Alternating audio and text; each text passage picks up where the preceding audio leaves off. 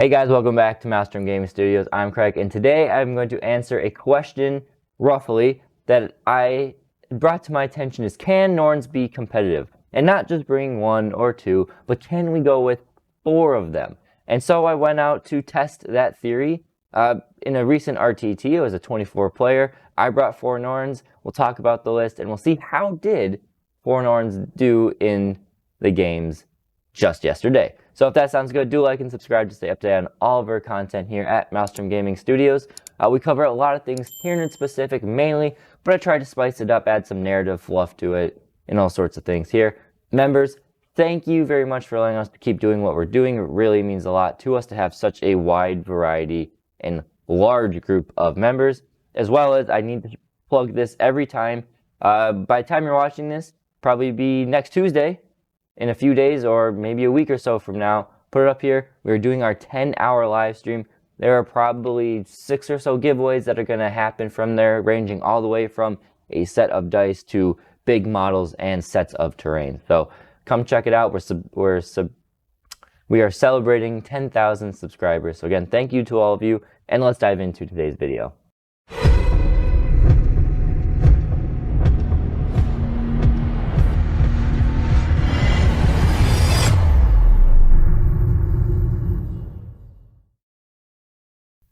In this recent RTT, this was a 24-player RTT, and I went to test the theory, can 4 Norns be competitive?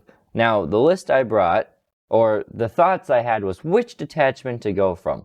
Synaptic Nexus, Invasion Fleet, Crusher Stampede, those are the 3 I really toyed around with. A Crusher Stampede has potential, but I decided not to do that one. It's not enough potential, in my opinion, at least with the list I brought. Maybe it could have. The Invasion Fleet was another one I thought, well, maybe actually there's some play there with the strat, really just giving extra feel no pain on the turn you're not on your good objectives. It's not a bad one there, and the enhancements are pretty okay too on some of the other units, but I thought, nah. Let's try Synaptic Nexus. It's the detachment I use the least, but I think it has the best play with Norns. So we did Synaptic Nexus. We took a Neuro Tyrant with the power of the Hive Mind to give it that really supercharged flamer. And then we took a Hive Tyrant with Synaptic Control. Toss up between this or a Swarm Lord.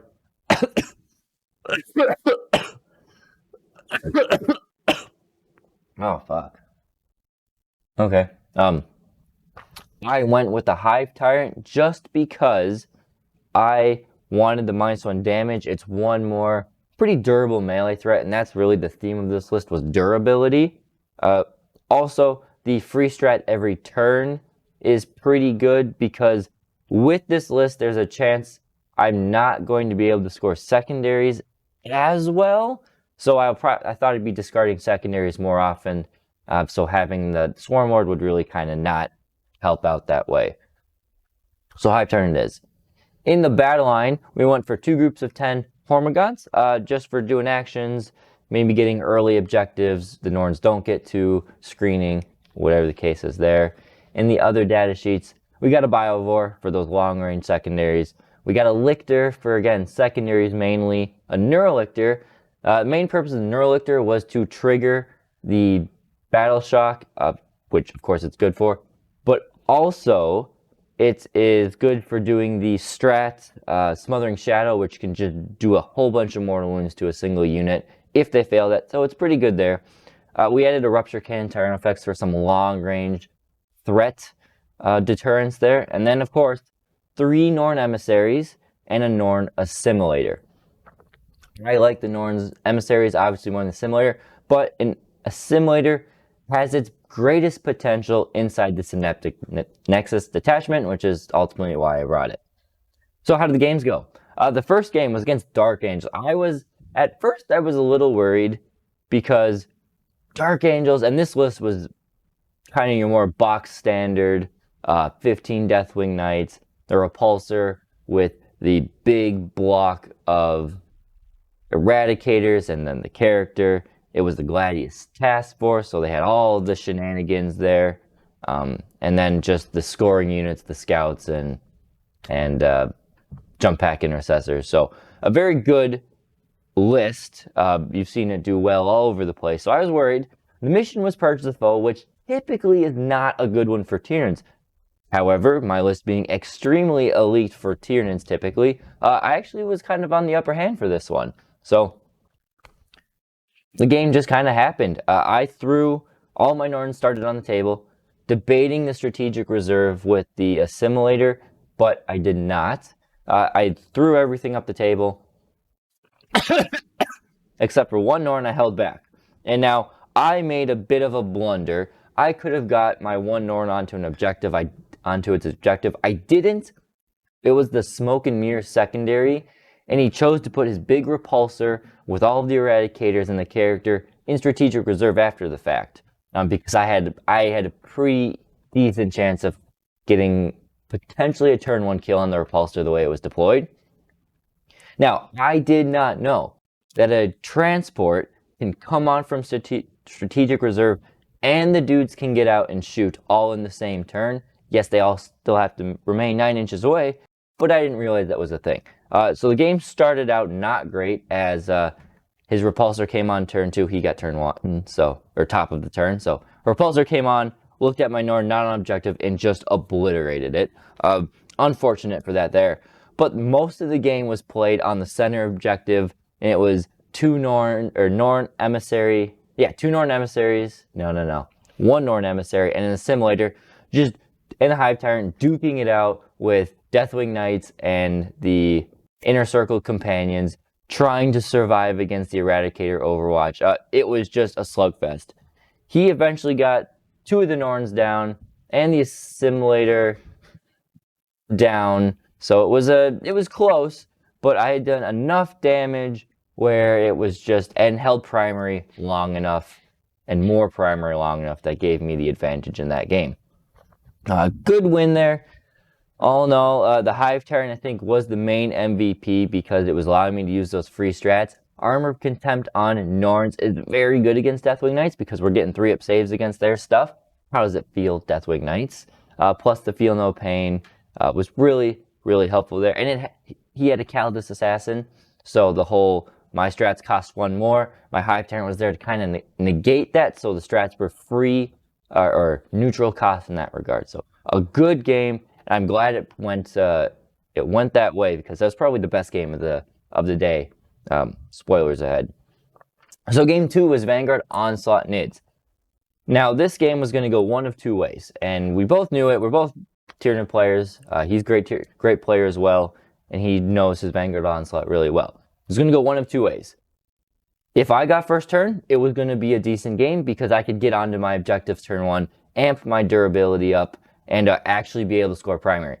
If he got turn 1, I was going to be boxed in my deployment zone, and I have a lot of attacks, but I don't have enough attacks to get through 30 Gene Stealers in one go.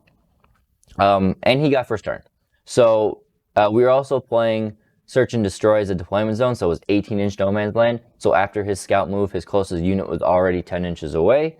On top of that, all 3 of his Gene Stealer squads rolled 5+ on his advance, so I was literally boxed in my deployment. I could have deployed, 10 inches deep, and he still would have tagged all of my units because he rolled 8+ on all of his charges as well. So, yeah, his list, before I get too much into it, the typical 3 groups of 10 Gene Stealers, Broodlords, lots of Lictors, a Flyrant, 2 Molochs, and a unit of Zoanthropes with the Neuro Tyrant coming on from Strategic Reserve. No Biovore, he had some Raveners though, so that's nice to see at least. Yeah, he boxed me in. I know technically Norns get 4-up against the Dev Wound, but it was not enough. I was not rolling well enough to keep up with the amount of Dev Wounds he was putting through. Before I got to go first with my turn, 3 of my 4 Norns were already at basically half health. And then I got to swing back and I killed some Gene Stealers. So it was okay. I failed a lot of Battle Shock. Even with 3d6, so that didn't help either. It was just a miserable game in terms of dice rolling for me. And I look at it, and there really wasn't anything I could have done differently. With him it really was just, I needed to go first, because then, primary-wise, I would be scoring, probably 15 primary on every game, every round, instead of him scoring. Well, I guess Scorched Earth, so it capped at 10. But still, I didn't even get 10 primary every turn. I would have been getting that. He would have been getting that. Would have been a much closer game. Would have had some mobility to spread out a little bit. He couldn't tie up, potentially 3 Norns with 1 squad. I don't know if he actually did that, but still. Also, in terms of things, he's just rolling all of these high numbers. His Moloch rolled 3 6s against my Rupture Cannon throughout multiple turns of shooting, or Molochs. Turn 1, saved 1. Turn 2, saved another 1. Turn 3, saved another 1. Because it had cover, I just didn't get any damage through. So the Trigon did, or the Tyranofex did nothing, where he really should have just one-shotted the Molochs, more or less. Not fantastic. So MVP, no one gets it. Everything was pretty much ass, and it was an unfortunate game because, again, had I gone first, it would have been a much, much better game in general. He still maybe had a chance because of his secondary scoring potential, but it wasn't a game because I got boxed in and stuck there. So that was that one. And then kind of the reverse happened in game 3. I got put into Dark Eldar, which was with a Raider spam. So it was, the 6 Raiders, right? Yeah, 6 Raiders, the 2 Jet Fighters, a bunch of Warriors, and a bunch of Witches with the Cabalades, Archons, Lilith, Hesperax, some Scourges. So it's a bunch of Dark Lances. The game was, I have to survive that incoming onslaught of Dark Lances, and then I can just start picking up the Raiders pretty quick. And that's pretty much what happened, is I had put my models in such a way that he really couldn't get line of sight to, one with all of his Raiders. It was maybe 2 here, 3 there, 1 there, sort of thing. So I took some damage, but it wasn't consolidated enough to be substantial. And then, again, he went first. I went second, moved out, and I think turn 1 I popped 2 Raiders. And then turn 1, I popped 2 Raiders. Turn 3, I think I popped 3 more, or 2 more. And by that point, I had killed a lot of his anti-monster related weapons, and just started chewing up the infantry. Again, he did do the damage. It was positioned in such a way that, say, at the end of the game, I had 1 Norn on 5 wounds, a Hive Tyrant on 2 wounds, Tyranofex on 6 wounds, another Norn on 10 wounds, and another Norn on 6 wounds. So he did the damage. He wasn't able to consolidate it as well as he would have liked.